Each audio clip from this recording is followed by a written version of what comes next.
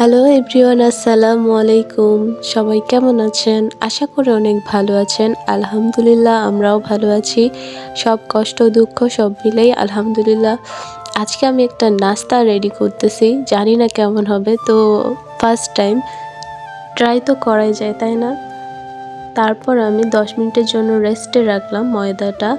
এখন আমি গাজর কুচি করে নিচ্ছি। গাজর কুচি করার পর পেঁয়াজ, রসুন, আদা সব কিছুই দিয়ে ধনেপাতা সব কেটে একবারে রেডি করে রাখছি। তারপর একটু চিকেন অল্প করেই নিয়েছি সবগুলাই, জানি না ফার্স্ট টাইম কেমন হবে, তাই অল্প অল্প করে নিছি।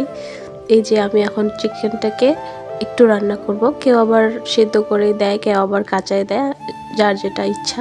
আমি একটু ভেজে নিব, তাহলে একটু খেতে মজা হবে। যাই হোক, আমি সব কিছু দিয়ে এখন মশলাগুলো দিব। আগে লবণ দিব, তারপর ম্যাগি মশলা, তারপর হচ্ছে আদা রসুন পেস্ট সবগুলোই দিয়ে দিয়েছি।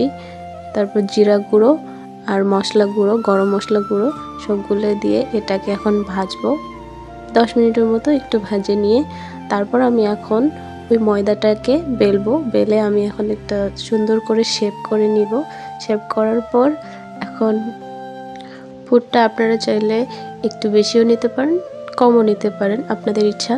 যাই হোক, আমি করতেছি প্রথমবার, তো অনেক ভালো লাগতেছিল যে আমি একটা জিনিস পারতেছি, করতেছি। জানি না খেতে কেমন হবে, তারপর করতেছি। ইনশাল্লাহ এরপর আরও ভালো হবে। আলহামদুলিল্লাহ, অনেক মজা হয়েছিল। যাই হোক, আপনারা একবার হলেও ট্রাই করবেন, অনেক মজার ছিল খেতে। আর আমি এইভাবেই ট্রাই করছি, এইভাবেই বেস্ট লেগেছে। অনেকেই অন্যভাবে করে, কিন্তু আমার কাছে বেস্ট মনে হয়েছে। এক একটা এক এক রকম শেপ দিয়ে বানিয়ে নিয়েছি, সবগুলোই বানা শেষ। এখন আমি একটা পাত্রে গরম পানি করতে দিয়েছি। গরম পানিটা একটু হয়েছে, তারপরে আমি সবগুলোই দিয়ে দিব একটা স্টিলের উপরে। তো যাই হোক, তারপর দেওয়ার পর এটাকে 15-20 মিনিটের মতো ভাপ দিতে হবে। ভাপ দেওয়ার পর এই যে আমার মোমো একবারে ফাইনাল লুক চলে এসেছে। আর আমরা এখন পরিবেশন করব।